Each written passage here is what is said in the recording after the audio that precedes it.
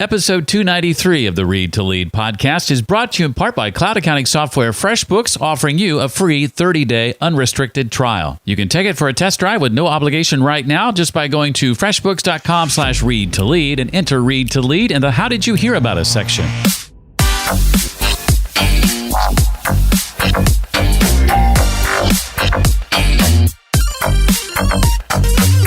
The problem was I didn't necessarily trust people because I just got burnt by an employee that left. And at the same time, I didn't think anybody could do it as good as me. And my own pride and arrogance kind of got in the way. Hi there, and welcome to the Read to Lead podcast. It's the podcast that's dedicated to your personal and professional growth. Hi there, I'm Jeff Brown, and I believe that if you want to achieve true success in your business and in your life, then you need to read consistently and intentionally. The point of this podcast is to help you dig into more books in less time. We do that with 30 to 45-minute conversations with the authors of the book we're diving into, so you can get the key insights and main ideas straight from the horse's mouth, as the saying goes. In just a few minutes, we'll be joined by author Grant Batma. He's written a book out today called The Problem Isn't Their Paycheck: How to Attract Top Talent and Build a Thriving Company Culture. I plan to ask Grant to share about what happens when compensation is your company's primary motivator, the three main motivators every business should leverage, the ingredients needed to create a unified purpose, and much, much more. First, though, before we get into that, I want to encourage you to check out today's sponsor. You can do so free, get access to all of FreshBooks' cloud accounting software features, unrestricted access, take it for a test drive, see if you like it, no obligation whatsoever. If you've been listening for any length of time, you know that I've used FreshBooks in my business for over 10 years now, and I highly recommend this cloud accounting software to you and your business. It's always done what I've needed it to do from the time my business was just a couple of clients to the business it is today. And I think you'll find that FreshBooks fits your accounting needs regardless of how big or small your business is. To access their free trial, you just need to go to freshbooks.com/read to lead and be sure and enter Read to Lead in the How Did You Hear About Us section of the website. The address one more time to check it out, free, no obligation, 30 days, full trial, freshbooks.com/read to lead. Grant Batma is the founder of Stewardship and was named a top entrepreneur before he reached the age of 35. His team consists of nationally ranked producers who won numerous awards, including top 1% and top 20% of the nation, elite producer, and more. Stewardship has been recognized as Broker of the Year in Arizona and is among Inc. 5000's fastest growing companies in America. Not only are Grant's employees among the most productive in their field, but every single one of them loves their job. Really, we'll talk about that. Today, Grant is here to show you how to bring this kind of culture to your organization, whether you're the one running it or you're looking for an organization like that to join. His book, which is out today officially, is called The Problem Isn't Their Paycheck: How to Attract Top Talent and Build a Thriving Company Culture. Grant, I'm excited to have you here. Love the book. Thanks for joining us for this conversation on Read to Lead. Yeah, I am honored to be here and excited about talking about the book and the book launch today. But more importantly, having a conversation with you. I've enjoyed kind of our conversation prior to hitting this record button. And I'm excited about this. Tell me a bit about your podcast. What's that all about, and how long have you been doing that? Yeah, so I have a podcast called The Culture Course Show. And the goal of it is just to give a very quick, simple call to action for managers or leaders to apply to their management and leadership throughout that particular week. Mm-hmm. It's always less than 10 minutes, and it's a very, very quick win. There's maybe a slight paradigm shift in the mindset that I teach, but most importantly, always one quick call to action for them to apply to grow in their leadership and management skills. Yeah, we're going to get in later to this idea of having a unified purpose for your organization. What separates what you do at Stewardship from all those other brokerage firms? Yeah, so the unified purpose at Stewardship is to love people through finances. So even having that word love in our company purpose, especially in personal finances and in the finance sector, is extremely unique and very different, right? So I'd say all the things that make us different than the other entities out there in personal finance world, they stem from our unified purpose, which is to love people through finances. Yeah, I think when you began the company, part of it was out of this desire to counteract, maybe is the word, all these others out there who were more concerned with commissions and vacations and that being the driving factor for why they did what they did. And you were really more about putting the customer first. And it was about how many people can we impact and less about commissions, et cetera. Is that an accurate way to kind of summarize it? Yeah. When I got into the mortgage world, it was during the quote unquote heyday that they would say, when there were all kinds of crazy types of loans that are out there. And even the subprime ones and different things. It was weird to me that there were these representatives from banks that were pleading and begging these employees of this lending institution that I worked for to put customers in these loans, knowing full well that they weren't the best for the customer. But people were doing it because they paid a few extra $100 commission or gave them a credit towards winning a trip to Puerto Rico or something like that. And the really sad part was you would see these customers come back a couple of years later needing to refinance or restructure their finances because they were either getting a divorce or things were happening poorly with their family or different things. And it was just obvious to me that money is a big deal and it impacts relationships. And we need to be putting the customer's needs first, especially as it pertains to money, rather than thinking about our own pocketbook and our commission. It's just not a wise thing to do, and it's not sustainable. It's not right. I just thought it was plain wrong. Well, Grant, like me, is a guy who has read his share of books. And as I read his, I discovered that he's read a lot of management books all about how to supervise people. But Grant, there was this conversation at one point that you had with your uncle that was sort of a turning point for you in regard to the kind of books you were reading and also just how to rethink this whole supervising people into more like, why do we do the things we do? How are we motivated? Can you talk a bit about that? Yeah. So I was in a process of basically sleeping at the office. I was working a lot, and one of my employees had recently left. He actually went to go be a missionary in Thailand, and it was a really great thing for him, and I was excited for him and his family and just the endeavor that he was about to take on.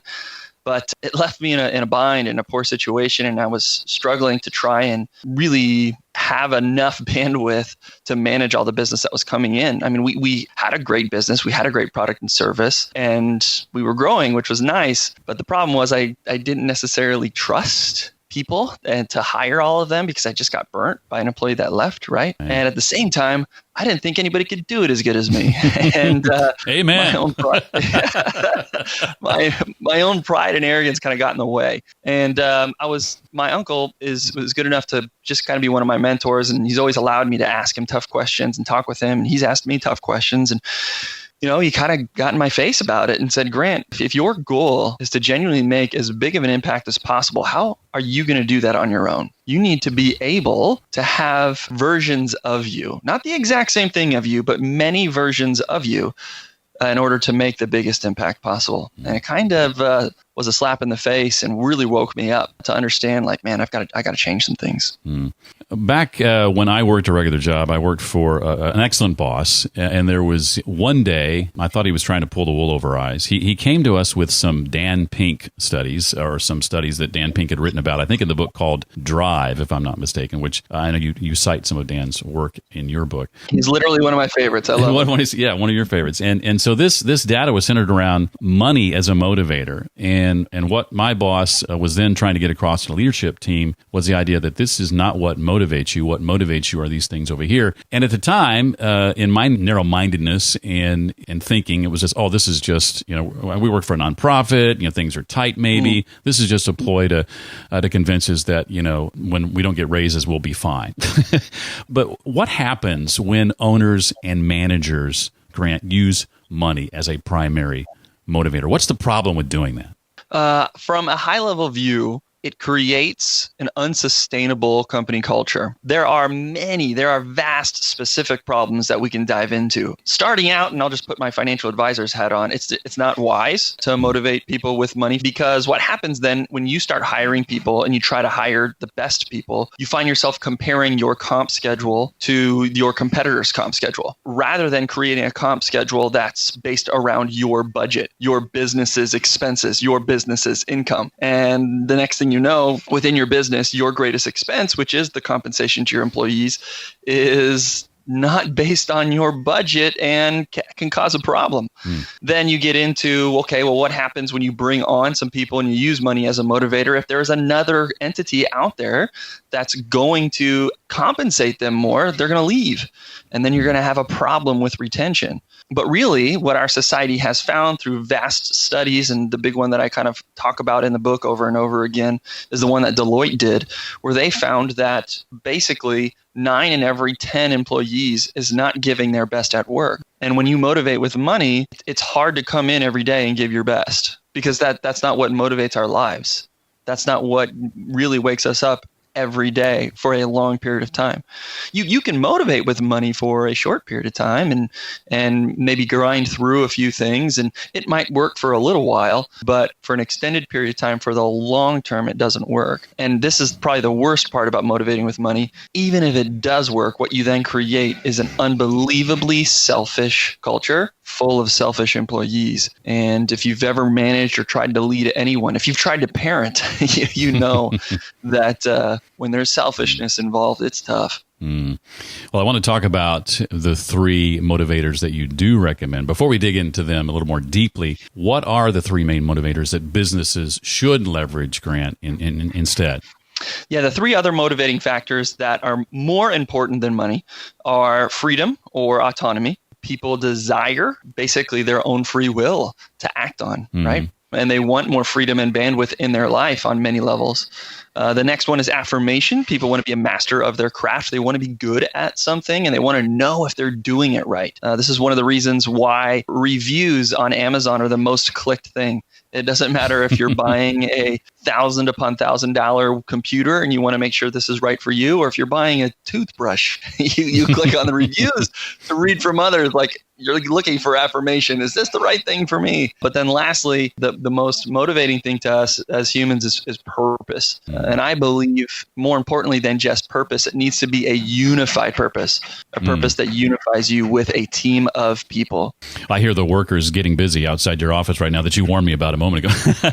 Yeah, this was the craziest thing. I literally show up to my office and there's this gigantic cherry picker and they're redoing the awnings today of all days during this interview.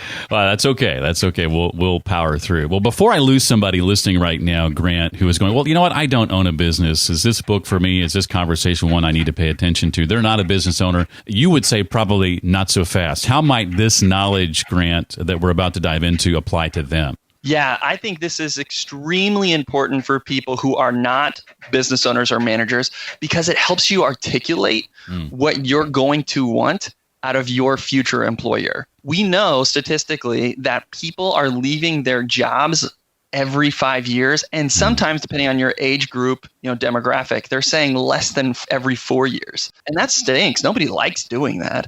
So if you want to find a place where you get to do work that matters, where you can feel fulfilled, but then also make it sure that your job isn't something that steals from your life, but really enhances your life, you want to understand this motivational hierarchy so you can articulate that and talk about that with future potential employers. Well, freedom or autonomy, as Grant mentioned a moment ago, is the first motivator. Grant, what are some of the ways employees often feel trapped in today's work environment, and how can business owners turn that around? I think it starts with some of the boundaries or, guardrails that were normally seen as good, right? Very regimented and scheduled lunches and breaks, and maybe depending on the type of work environment, they still might be a requirement, right? But those things can make you feel trapped. Things like not using the company technology or computer for personal use, or no taking, cell phone text messages or calls, while you're on the clock, or whatever whatever else. Those are some of the ways.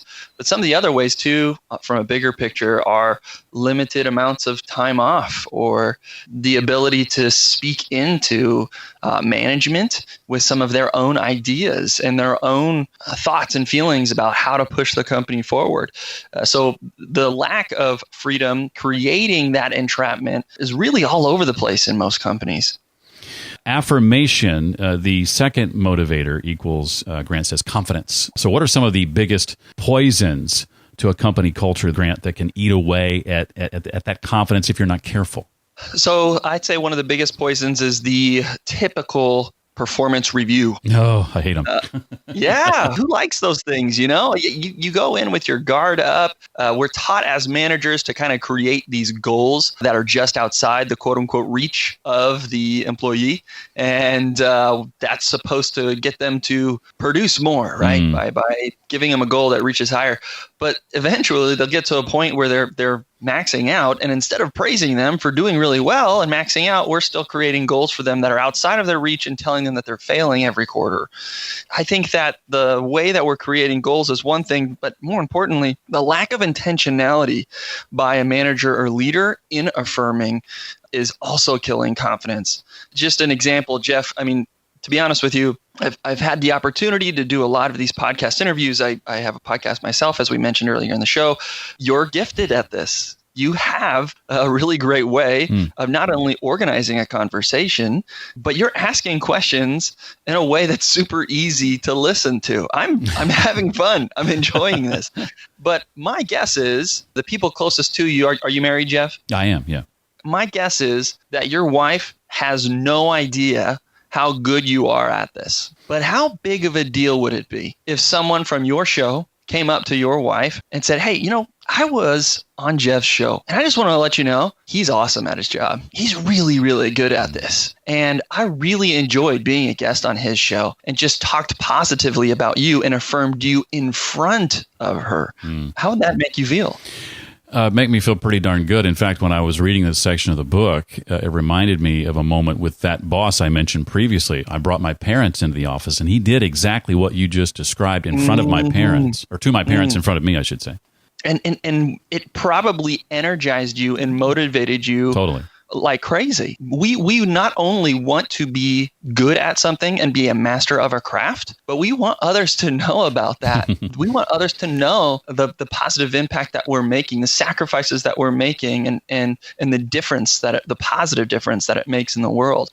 And your boss, what he did well is he probably had some sort of trigger in his mind. He was very intentional about saying, man, if I see Jeff's parents, I got to make sure I'm going to say something positive here. And I think that's where, when it comes to affirmation, we miss the boat there. But, it's not just, unicorns and gumdrops and rainbows. It's not like this is a millennial thing that everybody gets a trophy. Affirmations, it requires negative affirmations and corrections as well. People want to know how they're doing, and they want to know if they're doing it right away. Why wait for that 90-day performance review to say, hey, you've been doing this wrong? Well, why didn't you tell me 89 days ago when I started doing it wrong? So it comes with negative affirmations on a daily basis as well. And that was really kind of new to me. When I think a lot of us, when we think of the word affirmation, we think positive things. I don't often think, negative. So that was a little bit of an eye opener for me as I read through that. And if you want to dig deeper into all the ways to use affirmation in Grant's book, be sure to pick it up. There are 9, if memory serves, total. So be sure and check that out. The third motivator is purpose, and purpose, of course, creates impact. Grant, talk a bit about the difference, though, between purpose and passion, because I think a lot of people often get these confused a little bit. Yes, yeah. I am, at least at one point, I was very, very passionate about my lawn. I love growing it and making it beautifully green, and I want it to look like the outfield of Wrigley Field, Yeah. And I really enjoyed it. But there came a time, as my life changed, as I changed, where I was mowing my lawn, and I'm just like, man, I don't really want to do this anymore. And my passion changed.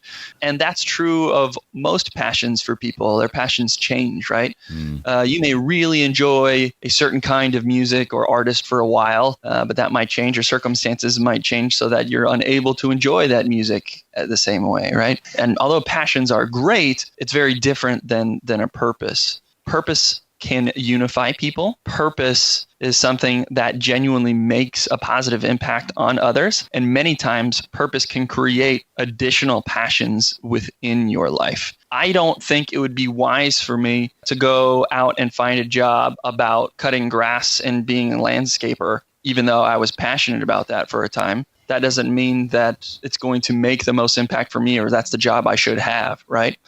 And I think that there's people oftentimes are saying, I just got to go find the thing that I really like, So if they do like music or they do like art or something like that, they go into college using that as their major. And that's not always the wisest thing. You can have a huge impact doing basically anything under the right leadership and right management. Now, let's get to this thing that we hinted at earlier, and you shared your, I guess it would be called purpose statement with us. So what do we need to do to create a then unified purpose? So what are the first steps toward that process? So I want to first be clear that this isn't necessarily a mission statement where you get together with all of the C-suite people in your business and you go to a cabin and drink brandy and smoke cigars and have this, grandiose statement with $30 words that nobody really remembers or can repeat when they get back down from the trip. This is more of something that has to be quick. It has to be repeatable. And it has to be you as the leader. So for me, in my own personal life, I believe that I'm here to love people. That's why I believe I'm created. That's what my life is about. That's what my wife and I do within our marriage, is how we parent everything else. So for me, to love people through finances in my finance company was just natural for me. And I think beyond it being something that, it has to be you, it has to be short, but it has to have sacrifice. In order for me to love people well, it means I've got to put other people's needs first. Instead of closing for them a mortgage transaction or an investment or a mutual fund that's going to pay me the most commission, I genuinely have to be a fiduciary and look at their needs. And my team has to look at their needs and really say, yes, this is what's best for you, and do that. And that is loving, right? But the cool thing is that sacrifice, Jeff, it unifies a team of people. That sacrifice, when you come into the office, not only do you know that you're going to do something that matters, and that's important because loving people through finances is important, but you're going to sacrifice today in the office with a team of everybody else. And that motivates you and creates a sense of community that permeates throughout the culture. So the unified purpose itself must require some sort of sacrifice. And then lastly put, I think it's wise to always have an emotionally charged word. Again, love. That's very, very different, right? I think it's important to say something that creates some sort of emotion, or at least makes people really think or pause as they evaluate that unified purpose statement. Well, I've got a couple of questions for you, Grant, not directly related to the book. Before I get into those, so I wanted to see if there's anything else from the book that you want to make sure we know about. I know in the conclusion, you kick it off with this sort of mentality that we kind of have gotten into these days with entrepreneurship and business, this sort of grind, work mentality. Any thoughts to that end or anything else from the book that we didn't cover? Yeah, I would say one of the big pushbacks that I often get, whether it's from stage or people that talk to me about this, they're like, well, Grant, you don't understand. I've had some success in motivating people with money, and me myself, I've been motivated well with money. And I would say that in a healthy individual, really, it's still not money that's motivating that purpose. You're wanting that money because you want, say, more freedom. Right? You want the ability to go on more vacations, or you want the ability to gain assets, to have flexibility in other areas of your life, right? Or you want that money because you want the affirmation. You want to be able to maybe purchase a nice car or have a tax return that has this number on it that makes you excited. Or you want that money because of a purpose. You want to donate to a philanthropic endeavor, or you want to provide for your family. In healthy individuals, that money motivation leads to those other three things. And I think as we as managers, as we recognize that, and if we're leading people, if we can cut straight to those three things and weave them into every area of our business. As I mentioned earlier, Grant is someone who is well-read. Grant, what would you say are the 2 or maybe 3 titles that stick out to you among the books you've read as having had a big impact on you? And share, if you can, maybe how or why they impacted you as they did. Yeah, I really enjoyed the book Emotional Intelligence 2.0. And I think emotional intelligence is extremely wise to investigate. It creates obviously self-awareness and awareness of others, which allows you to make a bigger impact any relational endeavor. And I liked it because it not only helped me in business, but it helped me in all my relationships, even with my parenting. And it cued me into some things that I really want to make sure that I'm doing as my wife and I are parenting our children. Another book that I like from a business perspective is Building a Story Brand. I really enjoyed that book because it has a lot of really easy, actionable items that I was able to apply to my business and with my team. So that was a lot of fun too. Grant, do you do a fair amount of public speaking these days? I do, yeah. I'd be curious to know, if you're willing, what are your, say, 1 or 2 tips to those new at that craft or wanting to get better at that craft for delivering a talk that's memorable and gonna leave an impact? Yeah, I learned a lot of what I do with public speaking from Nancy Duarte. I believe she's one of the best teachers as it pertains to speaking. If you haven't yet, subscribe to her blog and read some of her articles. They're really, really great. Yeah, one of the things that I appreciate that she talks about is many times people will go on stage and they'll introduce themselves, when really as soon as you get on stage, there really isn't a whole lot of other moments that you have their attention more than just then. So it's very important to start off with either something emotional that's going to really draw them in, or more importantly, start off with a problem that audience has so that they're going to listen up and their brain's going to tell them, hey, I've got to use some calories for this talk because he's going to help me solve a problem right now. I'd say skip the, hi, I'm Grant and I'm married to Jody and I have 3 kids and I live in Gilbert, Arizona. The listeners literally stopped listening to me as I was probably talking right now. But, if you get on and you say something like, well, I was managing a team of employees when all of a sudden one of them left and I found myself in trouble, something like that. Yeah. That's a story loop that was opened and now people are drawn in. Yeah, I have found that to be so true. I've not had a chance to actually demonstrate it too often, but the first time that I ever got up on stage and led with a story, I've always felt that was a little awkward prior to this. I felt like I needed to acknowledge the crowd or say, hey, thanks for having me and all that junk like you were talking about. And I finally forced myself to just start right into a story. And once I did that the first time, it was like, oh, wow, why was that so hard? And it had such a huge impact on the effectiveness of that talk. It was very dramatic. Yeah. And the cool thing is, we as conversationalists work easier, or it's easier for us to continue a conversation that has a story that we feel like we're a part of or that we're telling. So when you start off that way, it's going to calm your own nerves and allow you to not feel like you have to memorize things as you're communicating, but just continue telling the story, which you know already in your head, right? Absolutely. Well, I'm throw a little bit of a curveball here at you. I think in some sense, the book is just out and you're, of course, I'm sure doing more interviews like this and promoting it. Any idea what's around the corner, what's next for you and your team that you're excited about or are in a position to share with the rest of us? Yeah, our goal is to try to make as big of an impact as possible on our community with finances. And right now we're doing home loans, insurance, investment advice, financial planning. But we plan to shake some things up. We are going to change the way that most people engage with their investment advisor and their financial planner.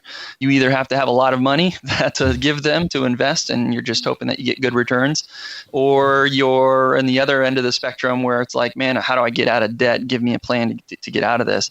We're creating some different things and different engagements that are more than just investment advice, but ways to engage with the wise advisor who's going to help you understand the right workplace benefits to choose and how to make sure that you're paying taxes properly on your paycheck and with your assets, how to make sure that you can live generously and live confidently. The bottom line is we know that people want to focus on the things that they want to focus on, which is their family and their career. And we're going to try to take care of all the other financial things for them so they can enjoy their life with confidence. And we're excited about changing the way that people engage with financial advisors in the future. Well, the book, again, is called The Problem Isn't Their Paycheck, How to Attract Top Talent and Build a Thriving Company Culture. His name is Grant Batma, B-O-T-M-A. At the end of it all, the awning hangers weren't all that bad, Grant. No, and guess what? Our interview's done, and I think they're done. Of course they are. So it was perfect timing. Well, thank you so much for being here. It was a treat to have you on, and I really enjoyed the book and highly recommend it. Jeff, I meant what I said in the middle of this podcast. I had fun, and you're good at this. And I'm grateful that you allowed me to come on, share with your audience about the book. All the best to you in this show. And again, thank you. To learn more about how to adopt Grant's ideas to your company's culture, or to know exactly what you need to be looking for in the next company you interview with, be sure and pick up his book. I link to that in the show notes page for today's episode, along with the other books that Grant recommended and other resources referenced in our conversation today. All that can be found at readtoleadpodcast.com/293 for episode 293. I always welcome your feedback. For comments, suggestions, feedback, questions, whatever it might be, feel free to reach out to me directly. Send your email to jeff@readtoleadpodcast.com. I answer every single one. And if you're looking for just the right cloud accounting software solution for your business, I can't recommend FreshBooks cloud accounting software highly enough. Check them out, freshbooks.com/read-to-lead, and enter Read to Lead in the How Did You Hear About Us section. Well, that's going to do it for another week. I look forward to seeing you next time for the next episode of the Read to Lead podcast. Until then, as always, remember, leaders read and readers lead.